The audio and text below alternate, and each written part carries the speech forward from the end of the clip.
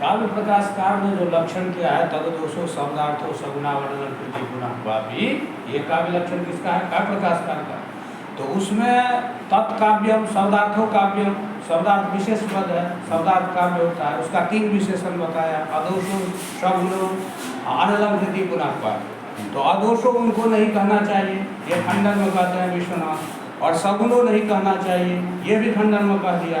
अब कहते हैं उसमें जो एतेन अलंकृति पुनः, ये जो विशेषण की दिया तो इसका अब ये खंडन करते हैं, समझ रहे हैं? तो कहते हैं कि ये जो कहें एतेन अलंकृति पुनः क्वापि इति जद उत्तम तदपि परास्तम, माने ये एतेन माने सगुणो या आदोषो इति खंडनेन, आदोषो इत्यस्य सगुणो इत्यस्य च खंडनेनैव अलंकृति पुनः क्वापि इत्यपि परास्तम, माने एतस्यापि खंडनम जातम, इसका भी खंडन हो गया, समझ गया? क्यों? तो कहता अस्यार्थ अलंकृति पुनः क्वापि अस्यार्थ, माने इसका अर्थ, इसका अर्थ क्या है कि सर्वत्र सालंकारो क्वचित तु अस्फुटालंकारो अपि शब्दार्थो काव्यम इति।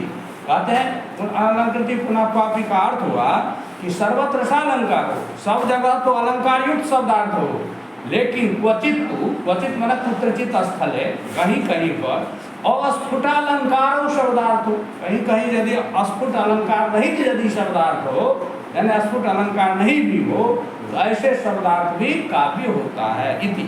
ये हो गया तत्र। तो कहते हैं उसमें सालंकार शब्दार्थयोरपि काव्य उत्कर्ष मात्राधायकत्वात्, तो सालंकारो शब्दार्थ हो माने अलंकार युक्त जो शब्दार्थ है वह भी तो काव्य में केवल उत्कर्ष मात्र का आधायक होता है, केवल शोभा को बढ़ाने वाला होता है, न कि स्वरूप का आधायक होता है, इसलिए उसको भी लक्षण में नहीं कहना चाहिए, इसलिए ये भी खंडन हो गया ना। अब कहता है अनलंकृति पुनः क्वापि का यदि खंडन हो गया कि अलंकार जो उत्कर्ष मात्र का आधारक है, न कि स्वरूप का आधारक, इसलिए उसको लक्षण में नहीं कहना चाहिए, तब तो एतेन वक्रोक्ति काव्य जीवितम इति वक्रोक्ति जीवित कारकत्वम अपि परास्तम। तो वक्रोक्ति जीवित कारक का वर्तते कुंतकाचार्य वर्तते, तस्य एकः ग्रंथः अस्ति वक्रोक्ति काव्य जीवितम। तो तत्र काव्यस्य लक्षणं तेन कृतं यत् वक्रोक्ति काव्य जीवितम, काव्यस्य जीवितम माने काव्यस्य आत्मा जह वर्तते स वक्रोक्ति अस्ति, वक्रा उक्ति वक्रोक्ति। तो कथयति तो एतेन माने अलंकृति पुनः काव्य इत्यस्य खंडनेन वक्रोक्ति काव्य जीवितम इति यत् वर्तते वक्रोक्ति जीवित कारस्य कुंतकस्य लक्षणं तल्लक्षणम् अपि परास्तम खंडितम, उसका लक्षण भी परास्त हो गया, खंडित हो गया। क्यों? तो वक्रोक्ति अलंकार रूपत्वात्, क्योंकि वक्रोक्ति को भी तो अलंकार रूप ही होने के चलते, यानी वक्रोक्ति भी तो अलंकार ही है, पढ़ाएंगे वक्रोक्ति अलंकार, तो वो भी अलंकार है, इसलिए वक्रोक्ति काव्य जीवितकार जो वक्रोक्ति काव्य जीवित कहा, यह लक्षण भी खंडित हो गया। तो काव्य प्रकाशकार का भी लक्षण खंडित हो गया है, कुंतक का भी लक्षण खंडित हो गया। तब है अब कहता है जच्च क्वचित अस्फुटालंकारत्वे उदाहृतम, कहते हैं जो कोई और यत् माने जिसको, क्वचित माने कहीं पर अस्फुटालंकार के रूप में उदाहरण दिया है, जैसे काव्य प्रकाश में काव्य प्रकाशकार मम्मट जो है तो इस श्लोक को दिया है कि यहाँ कोई भी अलंकार स्फुट नहीं है ना। तो वह कौन सा श्लोक है? यह कौमारहरः स एव हि वरस्ताएव चैत्रक्षपास् ते चूर्मीलितमालती सुरभजा प्रौढः कदम्बानिला सा चैवास्मि तथापि तत्र सुरतव्यापारलीलाविदौ रेवारोदसी वेतसी तरुतले चेतः समुत्कण्ठते इति। तो ये जो कहीं पर में दिया है अस्फुट अलंकार के उदाहरण के रूप में विश्वनाथ कहता है एतत् चिंत्यम, कहता है एतत् पद्यम अपि चिंत्यम वर्तते, चिंतनीयम वर्तते। क्यों? तो अत्र ही, क्योंकि अत्र पद्ये, इस पद्य में विभावना विशेषोक्ति मूलस्य संदेह संकरालंकारस्य अस्फुटत्वम, कहते हैं इस पद्य में जो है विभावना विशेषोक्ति मूलक जो है संदेह संकरालंकार का अस्फुट है, माने यहाँ अलंकार है लेकिन ममताचार्य कहते हैं यहाँ अलंकार स्फुट नहीं है, विश्वनाथ कहते हैं यहाँ अलंकार स्फुट है। कौन सा अलंकार स्फुट है? विभावना विशेषोक्ति मूलस्य संदेह संकरालंकारस्य स्फुटत्वम एतस्मिन् विषये हम पाठितवान् अस्मि अस्ति न वा? जानाति भवान् न वा? विभावना विशेषोक्तिं कार्योत्पत्ति यदुच्यते न श्रुतवान् अस्ति। विभावना अलंकार वहाँ होता है जो बिना कारण का कारण जहाँ हो जाए। तो यहाँ पर में उत्कंठा रूप कार्य हो रहा है, लेकिन कारण जो है अनुभुक्त वस्तु होना चाहिए, जो वस्तु यहाँ नहीं है ना। विभावना अलंकार का लक्षण है कि विभावना बिना, विभावना क्या होता है? बिना हेतु, बिना हेतुम कार्योत्पत्ति यदुच्यते। हेतुम बिना माने कारण के बिना जहाँ कारण की उत्पत्ति का वर्णन हो तो वहाँ पर विभावना अलंकार होता है। और विशेषोक्ति होता है सती हेतु फलाभावे, फलाभाव कारणे सती अकार्याभाव, कारण हो और कार्य ना होता हो, वहाँ विशेषोक्ति अलंकार हो जाता है। तो यहाँ कहती है, इसका अर्थ जानते हो? तुम नहीं जानते हो इसका, ये श्लोक का नहीं जानते हो तो बताते हैं। देखो कह रहा है कि कोई लड़की है, जो लड़की किसी लड़का से प्रेम करता था, किसी नायक से, तो उन नायक नायिका की शादी हो गई है। वो दोनों जो है उसी के साथ शादी हुई है, और शादी से पहले वो लोग मिला था। तो जिस जगह पर मिला था, जिस महीना में मिला था, वह जगह को उसने देखा। तो उस जगह को देखकर उसको उत्कंठा हो गई कि हम यही जगह है, यही महीना है और यही लड़का है जिससे हम मिले थे कुमारी में, और आज विवाह हो गया है, फिर उसी से विवाह हुआ है। फिर भी हमको जो है चेता उत्कंठ थे। ये कह रही है नायिका कि यह कौमार हरा, जो मेरे कौमारीपन को हरा, स्वयं ही वर, वही मेरा वर हुआ, मैंने दूसरा नहीं, वही वर भी हुआ। ताएव चैत्र छपा, वही जो है चैत्र महीना की रात्रि है। ते चोन्मीलित मालती सुरभया प्रौढ़ा कदम्बा नीला, वही जो है कदम्ब पुष्प के सुगंध से युक्त अनिल मन वायु बह रहा है, प्रौढ़ वायु, जो उन्मीलित मालती सुरभया है, उन्मीलित मालती के से पुष्प से सुगंधित है ना। साचे वास्मी, मैं भी वही हूँ।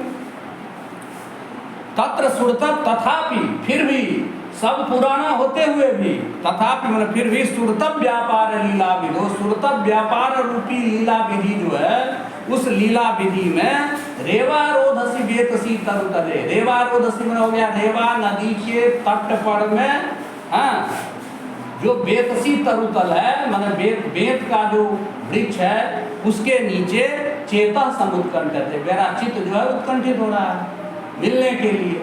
तो यहाँ पर में है क्या? उत्कंठा, किसी वस्तु की उत्कंठा मनुष्य को कब होती है? जब उस वस्तु का उपभोग नहीं किया रहता है। तुम यदि कार नहीं चलाया हो तो तुमको कार चलाने की उत्कंठा रहेगी, जो कार चला लिया है उसको उत्कंठा नहीं होनी चाहिए।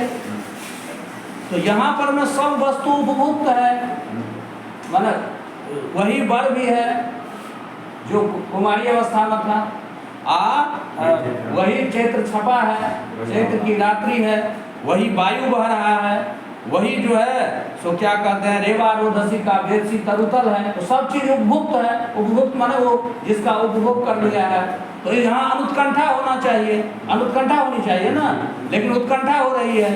तो उत्कंठा का कारण अनुपभुक्त वस्तु होगा, यहाँ अनुपभुक्त वस्तु तो नहीं है, तो कारण के बिना उत्कंठा रूप कार्य हो रहा है, तो विभावना अलंकार हो गया। अब विशेषोक्ति होता है सती हेतु तो फलाभाव, माने कारण होते हुए भी फल का जहाँ अभाव हो वहाँ होता है विशेषोक्ति अलंकार। तो यहाँ पर मैं इसको ठीक उल्टा कर दो, क्या उल्टा कर देंगे? तो कहते हैं यहाँ पर मैं उपभुक्त वस्तु है, तो कारण तो है उपभुक्त, लेकिन कार्य जो अनुत्कंठा होनी चाहिए अनुत्कंठा कार्य नहीं हो रहा है। तो इसलिए यहाँ विभावना है कि विशेषोक्ति है। इस मूल का संदेह संकर हो गया, जो संदेह संकर अलंकार है। तो कहता है इसका यहाँ स्फुटत्व, ये यहाँ स्पष्ट है। ये विश्वनाथ कहते हैं, वो कहते हैं कि यहाँ कोई भी दो अति अलंकार स्फुट नहीं है। हो गया। तो अब ये जो है इस प्रकार से दो लक्षण खंडन कर दिए, दो लक्षण का दोषो शब्दार्थो पुनः कापि प्रकाश से लक्षण इतोपि किं कथ्यते वक्रोक्ति काव्यजीवितम् यदि वक्रोक्ति कारस्यापि लक्षणं खंडितम् अनेन पुनः कथ्यते एतेन इसी से अदोषं गुणवत् काव्यम अलंकारैरलंकृतं रसान्वितं कवि कुर्वन् कीर्ति प्रीतिं च विन्दति। अब इस लक्षण को भी कहता है ये लक्षण भी ठीक नहीं है। क्यों?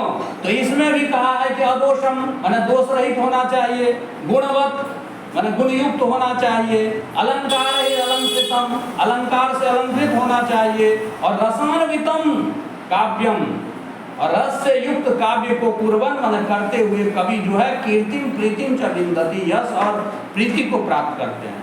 तो यहाँ तो ये रस जोड़ दिया है, लेकिन कहता है फिर भी ये अदोष का है कहा, गुणवत का है कहा, और अलंकार से अलंकृत क्यों कहा, इसलिए ये भी खंडित हो गया। ठीक है, तो इत्यादि नाम अपनी काव्य लक्षणत्वम अपास्तम, इत्यादि नाम लक्षण कारा नाम अपनी लक्षणम अपास्तम खंडितम, उस भी खंडित हो गया।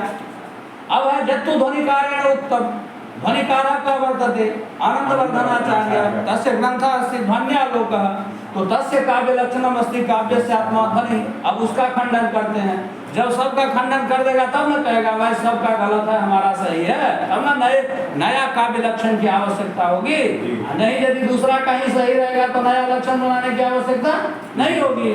तो अब इसका खंडन करते हैं, कहते हैं यत्तु ध्वनिकारेण उत्तम, ध्वनिकारेण यत् उत्तम, ध्वनिकार के द्वारा जो कहा गया क्या, तो काव्य से आत्मा ध्वनि, काव्य की आत्मा ध्वनि है। तो अब उसका खंडन करते हैं, इति तत्किम, तो कहते हैं कि वह क्या, वस्तु अलंकार रसादि लक्षण स्त्री रूपो ध्वनि। तो ध्वनि तीन प्रकार का होता है, क्या प्रकार का ध्वनि होता है, कौन कौन, तो वस्तु ध्वनि, अलंकार ध्वनि और रसद ध्वनि। ठीक है, तो तीन प्रकार का ध्वनि होता है ना, तो ये तीनों प्रकार के ध्वनि काव्य का आत्मा है, ये पूछ रहा है, काव्य की आत्मा तीनों प्रकार की ध्वनि है। इति काव्य से आत्मा ध्वनि का है ना, इति तत्किम, वह क्या, वस्तु अलंकार रसादि लक्षण स्त्री रूप ध्वनि। तो वस्तु अलंकार रसादि लक्षण स्त्री रूप ध्वनि, तीनों रूप ध्वनि है काव्य से आत्मा, काव्य की आत्मा। यदि तीनों ध्वनि काव्य की आत्मा है, उत माने हुआ रसादि मात्र हुआ, या केवल रसादि मात्र ध्वनि जो है, रसादि रूप जो ध्वनि है वे काव्य की आत्मा है। उससे प्रश्न पूछते हैं कि ध्वनि जो आप कहते हैं काव्य की आत्मा ध्वनि है, तो ध्वनि तीन प्रकार का होता है, एक वस्तु ध्वनि, एक अलंकार ध्वनि, एक रसद ध्वनि। तो हम आपको प्रश्न पूछ रहे हैं कि आप जिस ध्वनि को काव्य की आत्मा मानते हैं वह ध्वनि तीनों ध्वनि है, वस्तु अलंकार और रस रूप तीनों ध्वनि है। उत माने हुआ क्या कहते हैं, रसादि रूप मात्र हुआ, या केवल रसादि रूप मात्र जो ध्वनि है, तो रसद ध्वनि जो है वही काव्य की आत्मा है।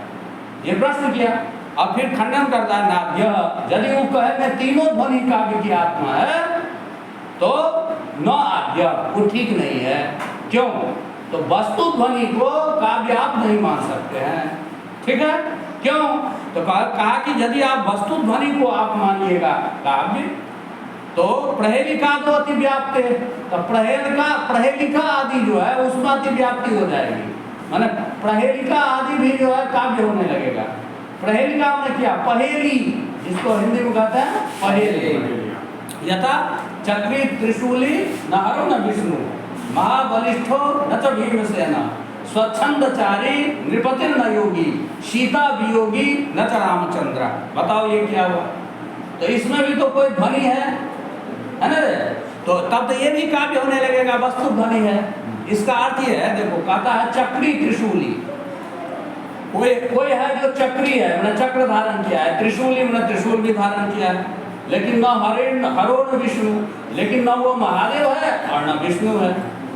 महाबलिष्ठो न च भीमसेन, वो महान बलवान है, लेकिन भीमसेन नहीं है, भीम भी नहीं है। स्वच्छंदचारी, वो स्वच्छंदचारी है, न नृपति न योगी, लेकिन वो न राजा है न योगी है। दो ही आदमी स्वच्छंदचारी हो सकता है, या तो राजा हो या योगी हो। सीता वियोगी न च रामचंद्र, सीता से वियोगी है, सीता का वियोगी है, लेकिन वो रामचंद्र भी नहीं है, तो कौन हुआ, तो ये होता है साण।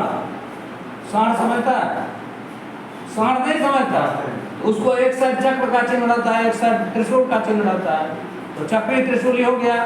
न ही वो महादेव है न विष्णु है। महाबलिष्ठ हो, महान बलवान है, लेकिन न भीमसेन, न भीमसेन भी नहीं है। स्वच्छंदचारी, वो स्वच्छंद विचरण करने वाला है, उसको कोई बांध के नहीं रखता है, जहाँ जाता है जिसका फसल करना रहता है कर देता है। और सीता वियोगी है, सीता में हल होता है, तो हल को उसको जोता नहीं आता है, अगर रामचंद्र भी नहीं है, तो ये पहेली है।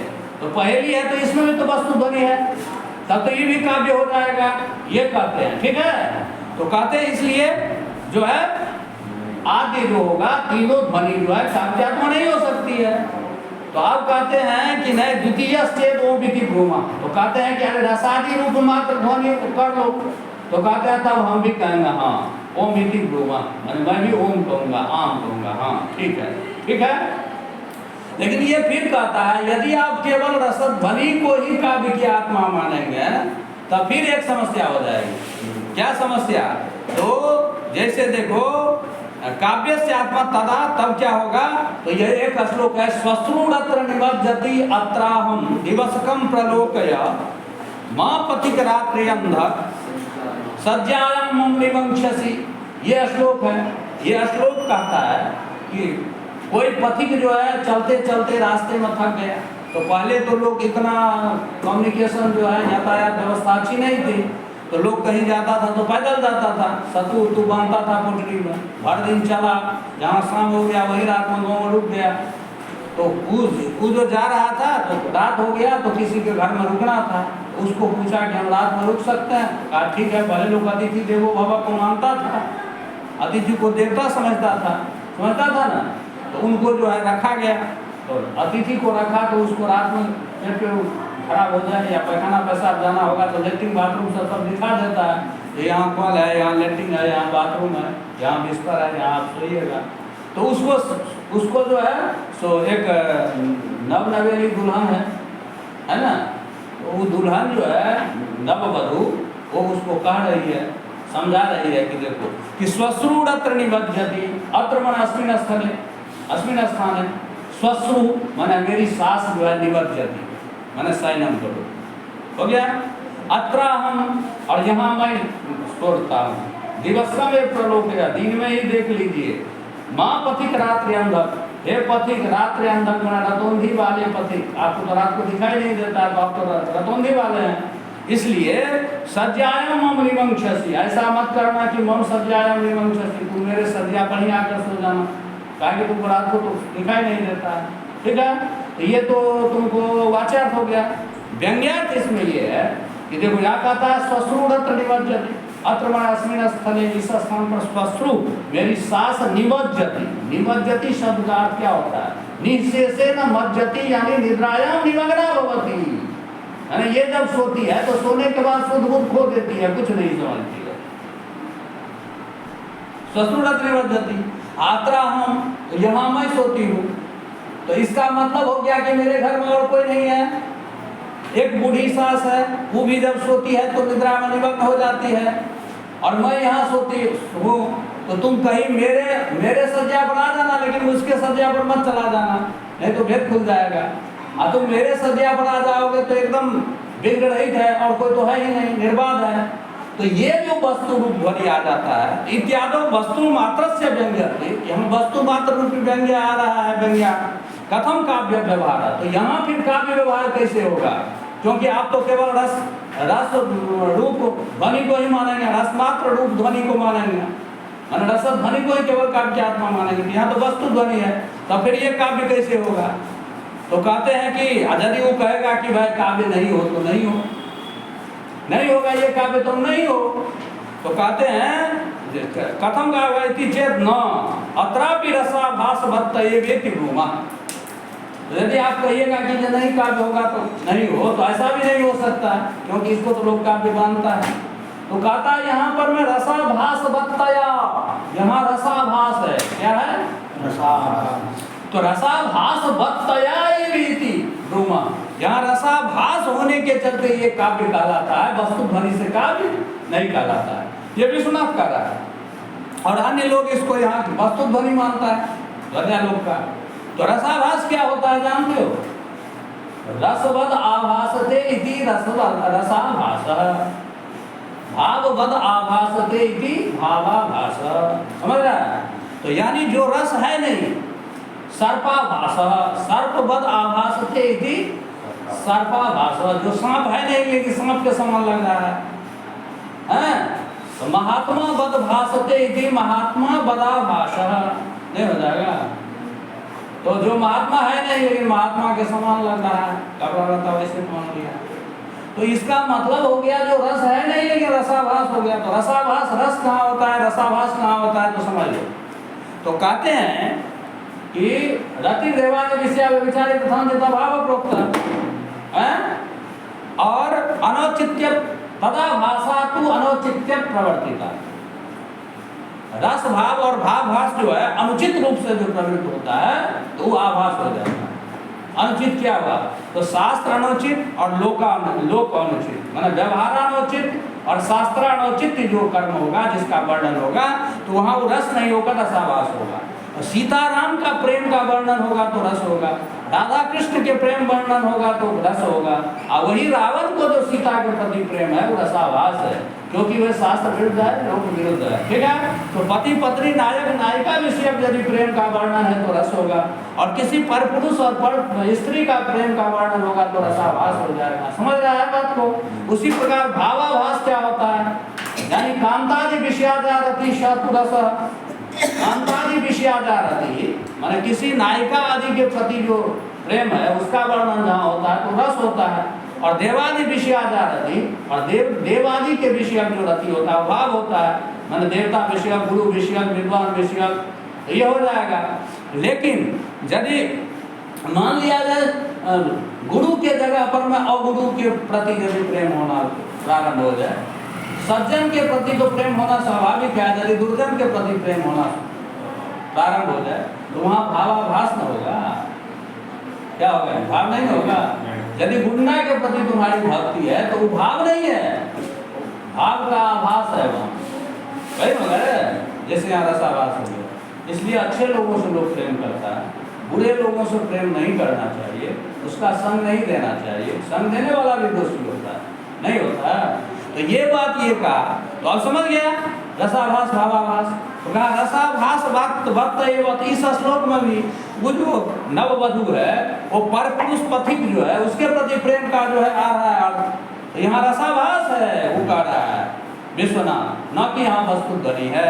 ठीक है, अन्यथा यदि ऐसा नहीं मानेंगे तो देवदत्तो ग्रामम जाति इति वाक्य तद्भित्य से तदनुसरण रूप व्यंग्यावगतेरपि काव्यत्वं स्यात्, तब तो सब जगह कुछ न कुछ वस्तु रूप अर्थ आ जाएगा, बहुत जगह, तो वो सब काव्य होने लगेगा। जैसे कोई कहेगा कि देवदत्तो ग्रामम जाति, देवदत्त गाँव जाता है, तो वहाँ पर में देवदत्त गाँव जाता है तो देवदत्त बड़ा आदमी है या राजा का लड़का है, तो वो गाँव जाएगा तो नौकर चाकर रहेगा, ड्राइवर रहेगा, गाड़ी रहेगा, तो देवदत्त गाँव जाता है इसका मतलब देवदत्त का ड्राइवर भी जाता है, उसकी गाड़ी भी जाती है, उसका जो है बॉडीगार्ड भी जाता है, तो व्यंग्यार्थ आ जाएगा ना सब। तो यहाँ भी तो ये भी वाक्य हो जाएगा, गाय की देवदत्ता ग्राम का क्षति तो वाच्यार्थ हो गया, देवदत्त गाँव जाता है, उसमें व्यंग्यार्थ आएगा, उसका ड्राइवर भी जाता है, उसकी गाड़ी भी है, उसका बॉडीगार्ड भी है, तो ये सब व्यंग्यार्थ में आ जाएगा ना। तो कहता है तो अस्तु इति चेत, तो कहते हैं जो भाई ये सब भी काव्य होने लगे तो इसमें हर्ष क्या है, हर्ष क्या है। विश्वनाथ कहते हैं यदि वो कहेंगे ठीक है देवदत्ता ग्राम जाति, इसको भी वाक्य मान लीजिए, काव्य मान लीजिए, तो कहता है न, ऐसा आप नहीं कर सकते हैं। क्यों, तो रसवत एवं काव्यत्व अंगीकारा, जो रसवत वाक्य है, रसयुक्त वाक्य है, उसी को काव्य के रूप में स्वीकार करना या स्वीकार करने का नियम है। ठीक है, आप सबको काव्य नहीं मान सकते हैं। क्यों, तो काव्य से प्रयोजन ही, काव्य का प्रयोजन ही है कि रसास्वाद सुख पिंडदान द्वारा, रस का जो आस्वाद होता है, उसका जो सुख, उसका जो पिंड मन समूह, उसके द्वारा वेद शास्त्र विमुखानाम, जो वेद शास्त्र से विमुख है, जो वेद शास्त्र कठोर है, कठिन है, वो नहीं पढ़ना चाहता है, उससे जो विमुख है, राजपुत्र आदि नाम, जो राजपुत्र आदि है, राजकुमार आदि है, सुकुमार मती नाम है ना, विनेया नाम, जो विनेय है, विनीत है, ऐसे लोगों को रामादिवत प्रवर्तितव्यम, न रावणादिवत, रामादि के समान प्रवृत्त होना चाहिए, न कि रावण आदि के समान रावण का साथ देना चाहिए, न कि रावण का, राम का साथ देना चाहिए, न कि रावण का। राम रावण अभी भी है, नहीं है? अरे दैवी संपदा जिसके पास है वो राम है, आसुरी संपदा जिसके पास है वो रावण है, जो कुमार पर चलता है वो रावण है, जो सुमार पर चलता है वो राम है, नहीं है? तो इसीलिए कहते हैं कि रामादिवत प्रवर्तित तव्यम न रावणादिवत। राम कभी राक्षसों के साथ नहीं दिया, राक्षसों को नाश किया। तो राम के समान यदि हम आचरण करेंगे तो रावण को धजिया उड़ाएंगे ना, आगे उसका साथ देंगे, उसका साथ भी देंगे, हम कहते हैं रामादिवत हैं, तो कैसे होगा? तो ये साहित्य शास्त्र का उद्देश्य है कि जो आदमी वेद नहीं पढ़ सकता है, वेद पढ़ के अर्थ नहीं समझ सकता है, तो उसके लिए जो है सही मार्ग पर लाने का शास्त्र काव्य जो है तो एक रास्ता है, जो रसास्वाद के सुख पिंड सुख समूह द्वारा, है ना, वो क्या करता है, वेद शास्त्र से विमुख जो लोग हैं उनको, ऐसे सुकुमार बुद्धि वाले को, राजपुत्र आदि को राम आदि के समान प्रवृत्त होना चाहिए, न रावण आदि के समान। ऐसा कृत्याकृत्य प्रवृत्ति निवृत्ति उपदेश, तो राम आदि का कर्म जो है वो उस प्रवृत्ति है, मैंने उसमें प्रवृत्त होना चाहिए। रावण आदि का जो कर्म है वो निवृत्ति है, वो अकृत्य है। तो राम आदि का जो कृत्य है उसमें प्रवृत्त होना चाहिए, रावण आदि का जो अकृत्य है उससे निवृत्त होना चाहिए। इस तरह का ज्ञान प्राप्त कराना ही मुख्य उद्देश्य है, ठीक है। इति चिरंतन उक्तत्वात्, कहा ये बात चिरंतन माने प्राचीन विद्वद्भिः या प्राचीन आचार्य, प्राचीन जो आचार्य हैं वे लोग जो है सो बोले हैं।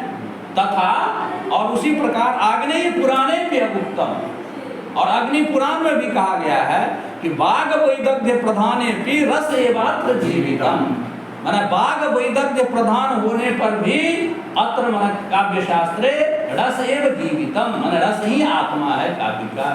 तो ये अपना प्रमाण भी प्रस्तुत कर दिया। ये भी तो वाक्य रसात्मकम काव्यम कहेंगे, तो ये अग्नि पुराण का एक प्रमाण दे दिया।